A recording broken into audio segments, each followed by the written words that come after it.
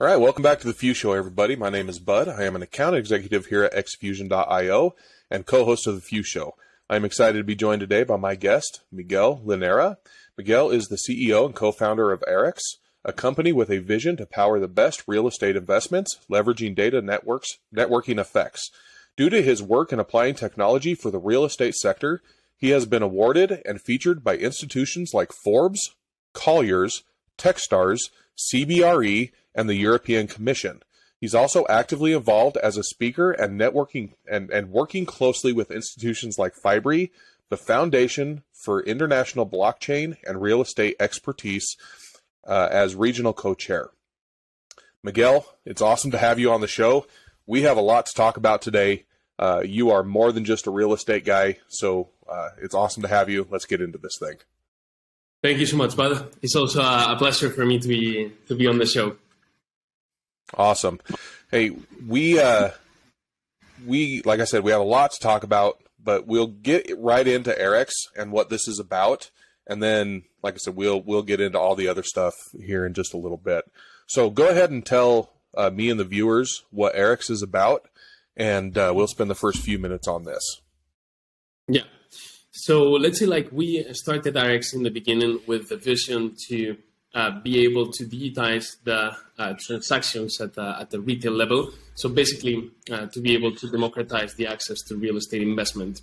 The more that we worked on this idea, the more that we saw that this was also a need that we could fill at an institutional level. And so after working for the first years in Spain, then we got selected to be accelerated by Colliers and Techstars International, what made us move to Canada, where we are at the moment and where the company is based.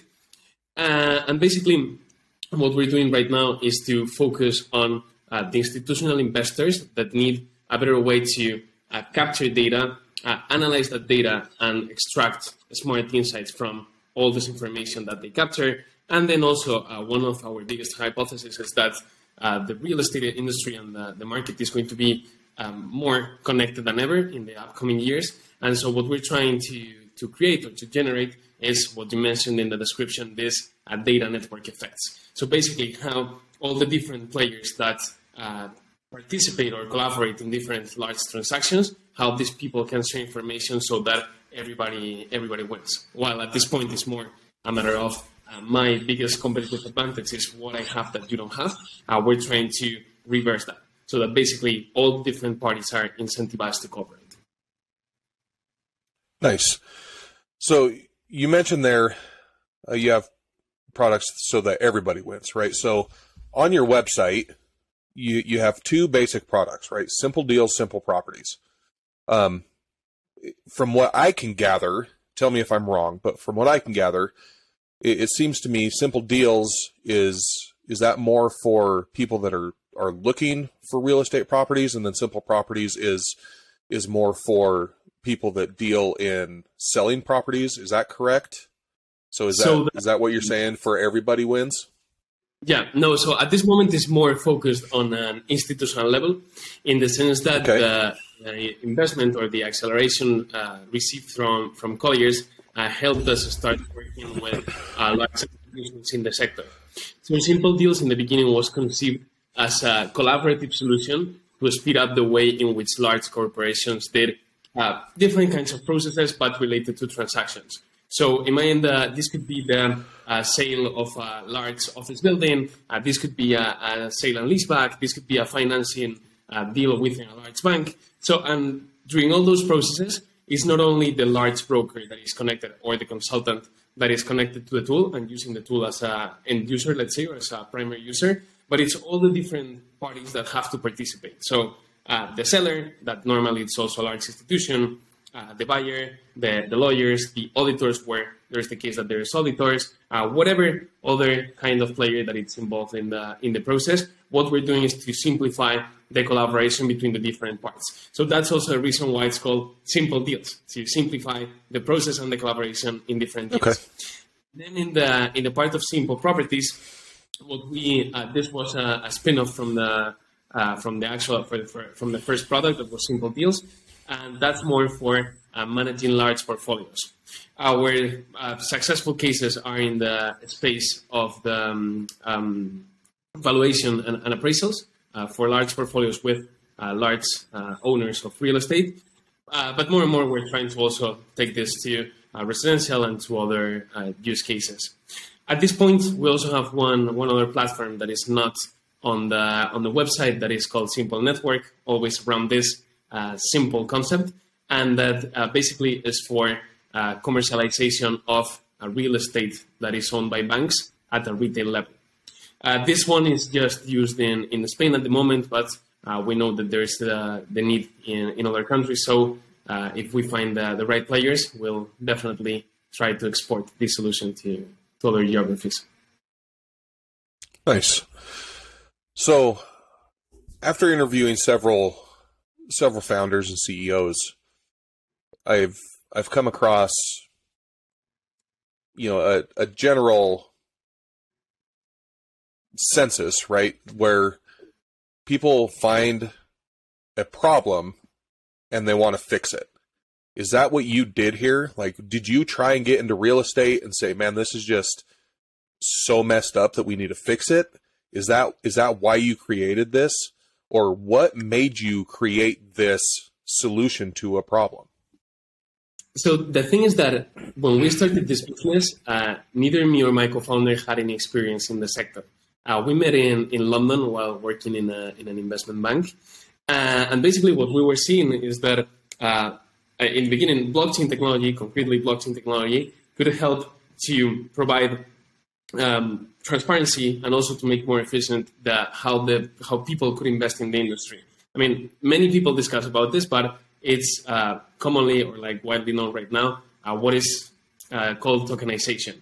So we wanted basically to tokenize assets, to divide the value of the assets, and so that people could co-invest in having a house. So like in some sense that empowering people with few resources to be able to live in a house that they don't fully own, not by a mortgage, but by having actual ownership on the asset. But also like take this to co-owning an office building in New York, and so that you could get dividends out of this. The thing and that's also with this idea in mind, we presented it to a challenge or like to a competition that is called the PropTech Challenge, organized by the largest broker in the world, that is CBRE. And we won that competition in Europe. And then we said like, man, we don't have any idea or any experience in the sector. But if these guys validate our idea, is because probably it makes sense. The biggest problem with this is that how the assets are transacted and how the property is transferred differs a lot from country to country. I'm not even saying like civil law against common law, but even within different countries in civil law and of course in common law too, it's completely different. So trying to build a business on top of that idea was impossible. We could start working and pouring money into it, so to try to develop a solution and to what it could be. But the reality is that the transfer of ownership could never be done without the support of the public institutions. Some other projects and then that's also the reason why we pivoted more to say, okay, if what we want to digitize is the transaction, let's start with just how people transact or how people cooperate to transact or collaborate to transact. Because it doesn't matter if you're selling an apartment or if you're selling an office, the biggest office building in the US, there's always a number of different stakeholders that have to participate. We had the opportunity to start doing this at an institutional level. And so what we're trying to do right now, for example, with the platform that I was mentioning, Simple Network, is to try to bring all this methodology and all this knowledge that we accumulated in the past years to the retail level, so that the experience between the owners of the assets, the brokers, and then the end user is as frictionless as possible. Huh. I find that fascinating, and that you jump into this without having really been into the space before. Like that's not something that you find very often. So, kudos to you. That takes some chutzpah there. So, but you've been interested in like fintech and that area before going into this, obviously. Yeah. So, I mean, I guess it's not that big of a jump, but I mean, that still takes some guts to get into like the real estate market without ever having been into it. Well, and the thing about it, I mean, is that we take real estate as a financial asset. So let's say like our hypothesis in the beginning, or the discussions that we were having, is that real estate is the asset class that has the most difficult process to invest. So how could it be if everybody, I mean, the biggest aspiration of 95% of the global population is to own a house, how it can be so difficult to invest in real estate, to actually own in real estate, and to have a flexible asset, let's say a flexible investment. And so we always took it from a financial perspective, but then of course we discovered that real estate was much more than that, and that it works in a completely different way in some cases compared to the financial industry. Yeah. Well, I guess that makes sense. Well, what I find more fascinating is your trip in order to get to where you are now. Because you didn't start off in technology, you didn't start off in real estate, you didn't start off there. You started off kind of your entrepreneurial journey in fashion, if I'm not mistaken. Correct? So you started a clothing company, and that kind of led to, I mean, where you are now. Now, kind of explain that journey to me, because going from clothing to technology to where you are now, I mean, that's quite a journey. Yeah. So kind of explain how that happened. So, I mean, I'm from to give a little bit of background, I'm from a small town in the north of Spain that, by the way, it's a beautiful, beautiful region that I recommend everyone to go. The region is called Asturias, the city is called Oviedo. And in Oviedo, when I went to school, I hated it. I thought that it was so boring, and that basically neither school nor like college gave you or like, at least this is the way I felt it. It didn't give me the tools that I needed in order to be able to create something that improved the world. So I knew that even if a clothing brand wasn't a big thing, because it is more a lifestyle business, that's something that changes the life of anyone, that was the perfect test for me in order to start learning how to create real things that actually have impact on the world, and to basically start a business. And so the thing is that when I was 15 years old, I started with some friends a clothing brand. It was a skating clothing brand. That's a sport that I used to practice quite a lot. That lasted for 3 years. Then I went to Madrid to study university. When I was in university, I started another clothing brand more with other two friends in the school.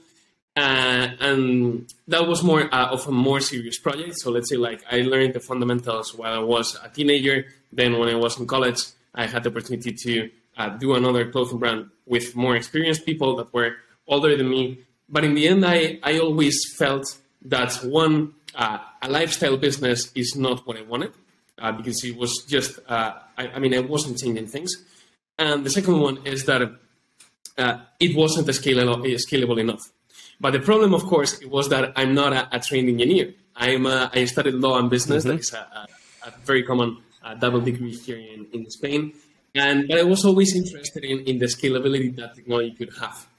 So in my third year of university, I started learning more. Well, actually before, but it was in the third year of university that I started giving talks about blockchain technology and how it could potentially affect the world. From there, we created, me and a friend of mine that was with me in this internship in London, we created an association called the Blockchain Society, that it was basically for putting in contact the best talent in business with the best talent in technology. So with that was, we gave a couple talks, and then we said like, hey guys, let's just start a business. Where do we think that we can have the most potential? And in all those different talks, there was always one of the parts of the talk that was like potential use cases. And so there was energy, real estate, voting and governance, many different fields. And in the end, and also because there was this link to the financial industry, we said, like, let's try with real estate. And that's the moment in which we presented the project to the PropTech Challenge organized by CBRE. And after winning it, this took us to where we are today. That's awesome. Did you ever think that you would end up where you are when you started, making clothes? Not at all. I mean, because also in my house, there was a lot of friction, in the sense that my parents always wanted for me the typical kind of job.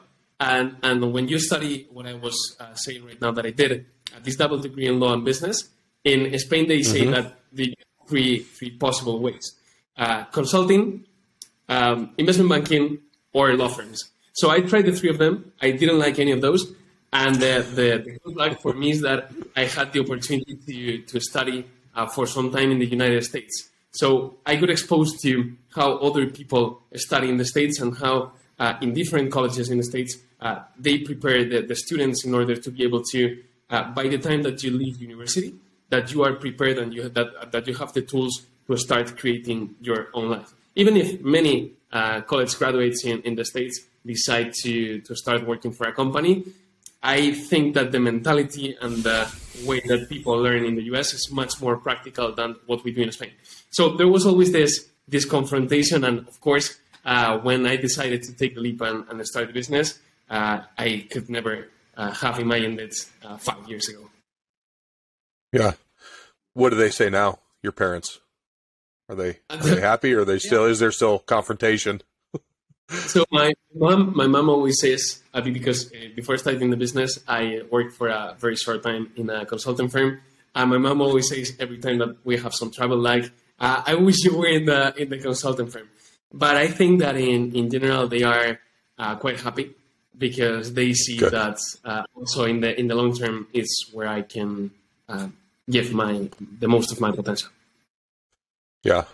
And they should see that smile on your face and be like, oh, he's happy. He's in his happy spot. So I kind of want to go back to Arex and talk about the business part of it a little bit. So you are in Toronto now, is where your hub is, and you've been there, it looks like, since 2020. You started in 2018 over in Spain, so you've been around for a little while. What have you found is your biggest pain point in the business so far? And is it different from moving from Spain over to Toronto? Yeah. So the biggest pain point throughout the life of the company, I would say that it has been two things. The first one is how to find a repeatable a product that is standard enough so that its sales process can be repeatable. In the sense that we are working in a very difficult industry in which every different company, even if they do, we could say that they do more or less the same in terms of like the execution. The reality is that at the time of putting it in practice, it's completely different. And it's completely different. And also there is a lot of politics involved into how of these different companies work and what kind of platforms use. So that would be thing number one. Try to create a repeatable product. And the second one, I would say that is the instability that's been all this COVID-19 crisis. Because when we moved to Toronto and when we established the company in Canada, we had very, let's say, like positive perspectives. After the program, we were meeting super interesting people in the country. We were flying very often to the States because New York is just 1 hour and a half away from Toronto. And then when COVID struck, we were the new to the party, and so it was also very easy to forget about us. Thankfully, we had the good luck of closing a couple of large accounts, and because that's also one thing. Closing one of these institutional clients is a terrible process. It's very long. You have to discuss with multiple people, and even when you get to the last mile of everyone liking the product and everyone deciding that they want to use it, it can still just like fall because it's not the right timing. because somebody in whatever team said this, or because another region just called them and said, like, guys, I mean, maybe we shouldn't be using this.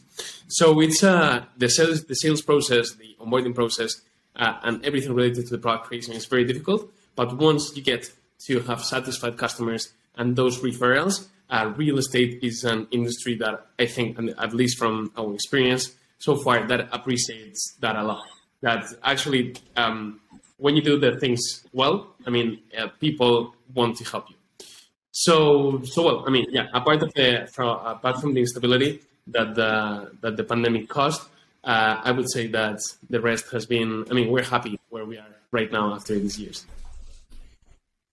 Nice. Yeah. So you kind of hit on my next point. I was going to ask how COVID kind of affected that, because you made that move kind of right at a really bad time. For that. But I mean, I'm glad you made those deals. And yeah, we established the company. Say that again. November, but I was saying that we established the company in November, and COVID struck the. I mean, at least in Spain, they closed the country the 13th of March, and we were in Toronto. So literally 4 months. And after that, it was just like everyone was going to need software services and the use of our platforms. But then, of course, things are not always as expected. So yeah, it was a little mess. As we're doing our interview today, you're back in Spain, and you're gonna focus on Spain for the time being, and then you'll head back to Toronto for a little while. But why are you gonna focus on Spain right now, and stay out of North America for the time being? I mean, because during the past year and a half, we've been spending more time in the EMEA region. I mean, rather than in North America. We could have been in North America because we are residents in Canada. But for us, it was just like starting from scratch. And after going through Techstars and with the help of Colliers, we had this, let's say, like first push of being able to work with them, to meet all these people, to connect with all this industry. But after that, it was just like starting again from scratch. So at this point, we'll go to Toronto and to Canada before the end of the year. But we have to see how the relations that we have in Canada develop in order to assess and to make the numbers, to understand better if it's worth it or not to invest our efforts more in North America or in EMEA. We're in a very weird situation because, of course, I mean, we're a Canadian business, but we relocated to Europe because of the COVID, and now we're in both sides of the world with projects. So for us, I mean, we're just going to follow where the most attractive projects are. So that's going to inform where we focus our efforts in the next couple of years. Nice. Yeah, that does put you in kind of a strange spot, but it's not a bad spot. I mean, it gives you a lot more options. Yeah. I mean, so when you were in when you were in North America, were you up in Toronto? Were you focusing mostly in Canada? I mean, you said you were down in New York a fair amount, but were you focusing mostly in Canada and trying to get your feet wet in the U.S., or were you trying to really saturate the U.S., or was it hard to get into the U.S. market at that point? What were you trying to do there, or were you just trying to, how were you trying to focus on the U.S. at that point? So at an institutional level in the real estate industry, I think that Canada and the U.S. can be considered just like a single country or like a single geography in terms of how people or companies sell software. And much more right now, you can see that there are American VCs, understood as US VCs, that are investing in Canadian companies. So for us, when deciding, because we realized that we wanted to try to create a company from North America and to expand it to the rest of the world, at the time, we had like three possible options. The first one that was New York, the second one that was San Francisco, and the third one that was Toronto. And in the end, we decided to go to Toronto. One, because of the cost of living in the city. The second one for the visas, because with Donald Trump, it was there was quite a lot of uncertainty around if we could get the visas as European, or how we could do it. I mean, there's still a lot. So, but at the time that was our concern, and I would say that the third one, it was that as we had Colliers as investors in the company, and Colliers has their global headquarters in Toronto, it was quite attractive for us to be as close to them as possible. And I mean, we were very enthusiastic about growing in Canada, and unfortunately, COVID stopped or slowed down a little bit all that enthusiasm because of the situation. Nice. Okay. So yeah, you answered my next question there, was why Toronto instead of somewhere in the US. So that's awesome. You're a fan of crypto as well. Like you're interested in crypto.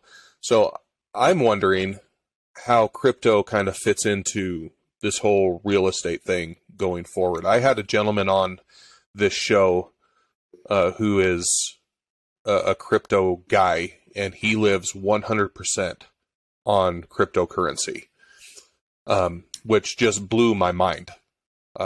So going forward, how do you see crypto fitting in to the real estate market going forward?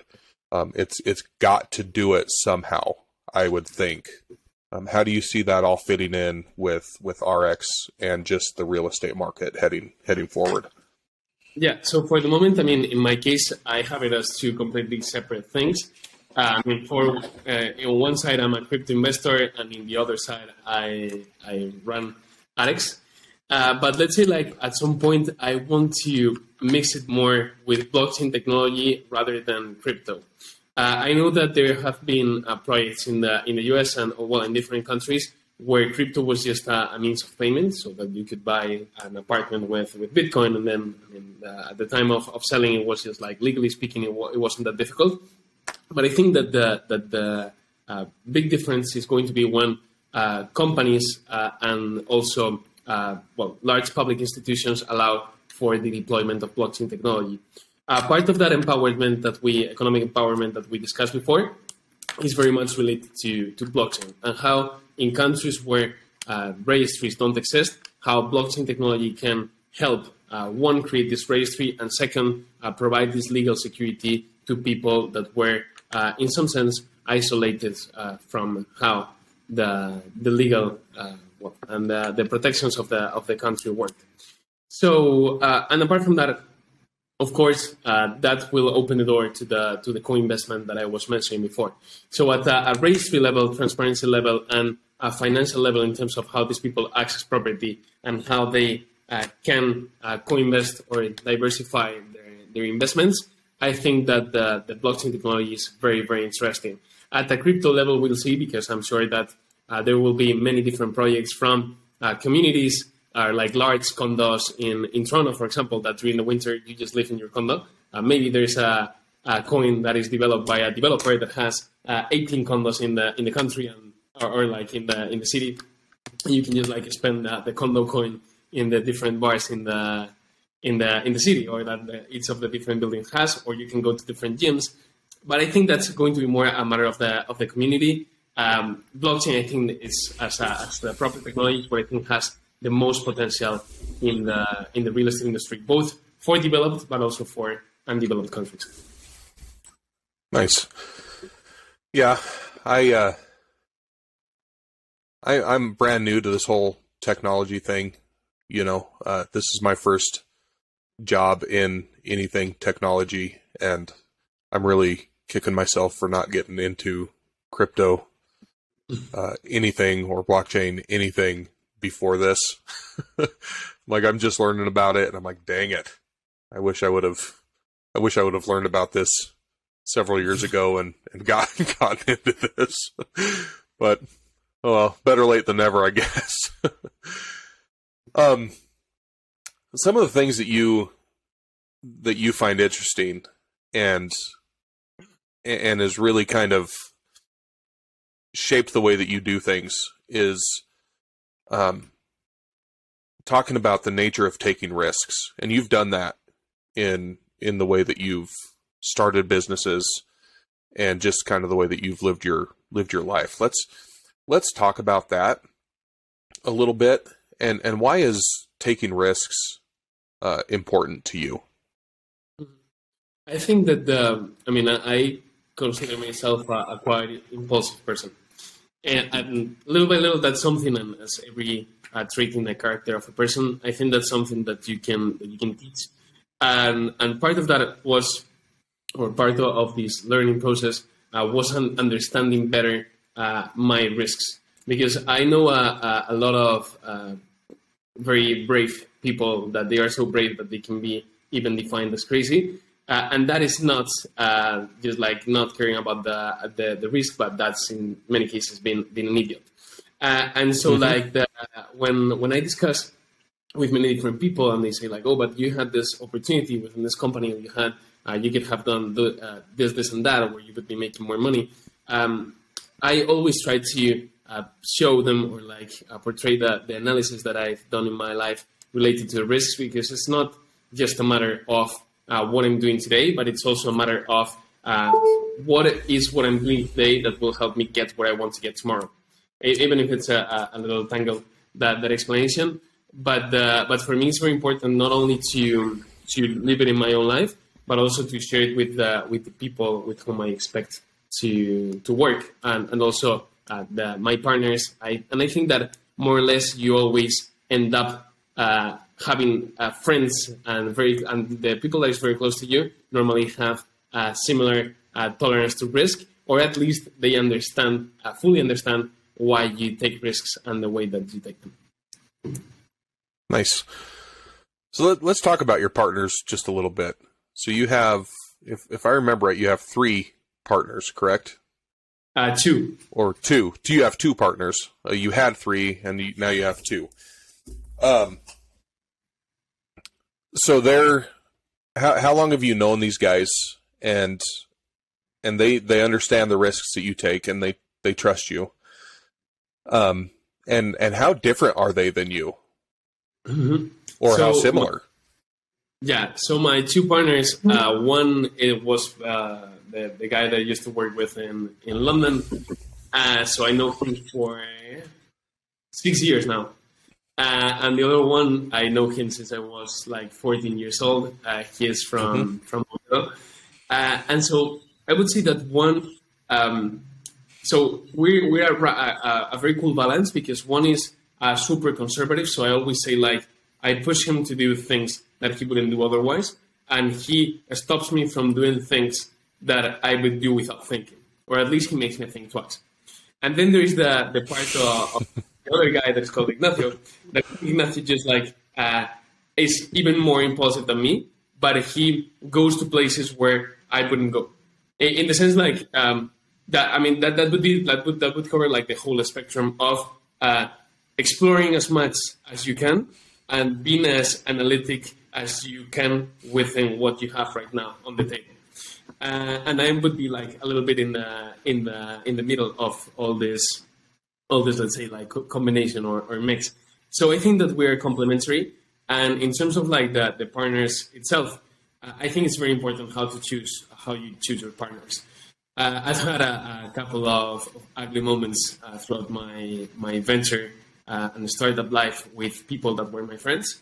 And for me, a partner is not just someone that can provide value intellectually speaking, but for me, someone with whom I can do and work on more projects than just what's on the table today.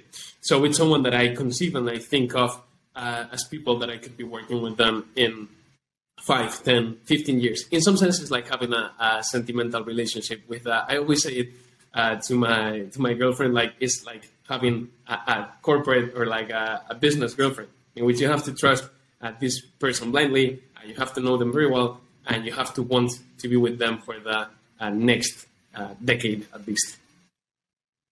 Yeah. So you said, and I agree with you, you said you have to choose them wisely and choose them carefully. But what I've noticed is it's a very good thing to have somebody that's not like you to be in business with. And I think you put that pretty well. Like, one of them's very conservative, one of them's very not, and you're kind of in the middle. And that seems to work pretty well, rather than having people that are very similar to run a business. why do you think that is such the case? You kind of explained it, but do you think you can go a little bit deeper into why that seems to be the case? Yeah, I mean, I think that most of the, and also from people that I know that started companies and things like this, I see at some point, or in some cases, a little condescendence, is said in English, in the sense that people want to have as a partner somebody with whom they don't discuss or with whom they don't have any kind of friction. I think that's an error.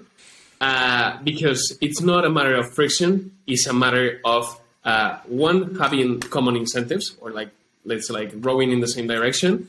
But the second one is that actually that you know that it's someone with whom you're going to disagree in order to agree. So in order to row in the same direction, you need to know that you are with someone that is not going to say yes to everything you say, and also the way around. You need someone that is going to be critical with your work, because that's the only way in which you'll be pushing the other partner, and vice versa. I mean, you'll be constantly just helping one another with that positive criticism, because what you want is just the good of the two.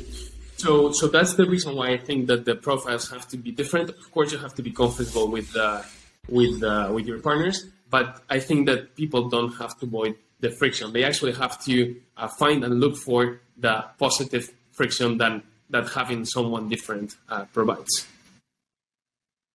Yeah, no, I agree. I just wanted to just have you put that into words, and I think it's very, very good to have differences, at least some differences in a partner when starting a business, and that's exactly why. You don't want two of the same people running a business, because it'll just not do well. You have to have some of that friction to be well. You're a fan of art and travel. Now with this whole COVID thing, I'm guessing your travel has not been what you wanted it to be. But arts, what kind of arts do you like? What floats your boat there?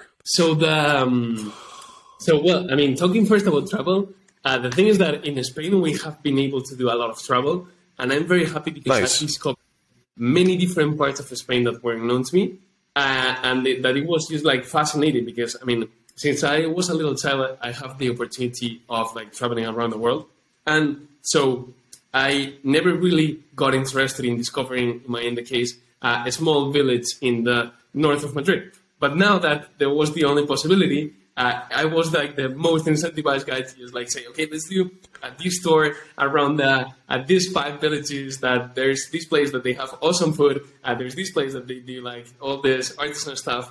And so, well, I mean, in terms of traveling, I enjoyed a different kind of experience during this months. And in terms of the arts, I've always been a fan. I think that I'm such a fan because I'm a horrible artist. But I'm pretty interested in creative things. I mean, this same afternoon I was putting in frames some things that I did in the past, and I would say and now that we're seeing all this rise of NFTs and things like this, I'm a very big fan of the physical art world, more specifically of contemporary art. So yeah, I mean, modern art in general. That's what I like the most, and let's say what also I'm interested on the most. But yeah, I find all this space of the NFTs and technology super interesting. But I don't think that's something worth investing at least at the moment. I think that everything that is related to how art is evolving in the digital space is more hype than actual value at this point. I mean, and with the exception of a couple special things like the CryptoPunks or things like that, but in general, that's a space that I wouldn't get in. Gotcha. Well, this is, I don't know. I've liked this talk. This has been a lot of fun. I think we should probably go ahead and bring this thing to a close here pretty soon, but this has been pretty enlightening for me. So I will will ask you the same two questions that I ask everybody that comes onto this show. And that is, what advice would you give to founders or soon-to-be founders that watch this program? Mm-hmm. My advice would be, in terms of what? Or like just like a general advice? Just general advice to founders or people that want to be founders, since you are a founder. Yeah. So for people that want to be founders, I always say the same, and is that openly talk about what you want to build and openly assess the pros and cons of the venture that you want to start. And that means not only understanding your own circumstances, but also understanding how it can affect you different scenarios in terms of how successful is what you're building. Nice. And then what is the best way for our viewers to get in touch with you if they so choose? I'm always available, so they can get in touch with me through LinkedIn, Twitter. They can also get access to my email if there is if they want. So yeah, I'm always open to talk, to try to help everyone that I can. So in general, I'm pretty accessible. So I'm sure if there is anyone that wants to find me, they will be able to do it. Awesome. Then we can bring this to a close. Yeah, no, I think that it's been awesome, bud. And what's been the most awesome thing of this talk is that I'm sure that we'll keep on progressing. We'll have much more in-depth conversations about that economic empowerment that we were discussing. Yes. And hopefully we can do, your viewers like this program, we can do many more talks and we keep on growing together. Yeah, that'd be awesome. We'll definitely keep in touch for sure. All right, buddy. You have a really great day, and we'll talk to you soon. Same for you. Have a good day, bud.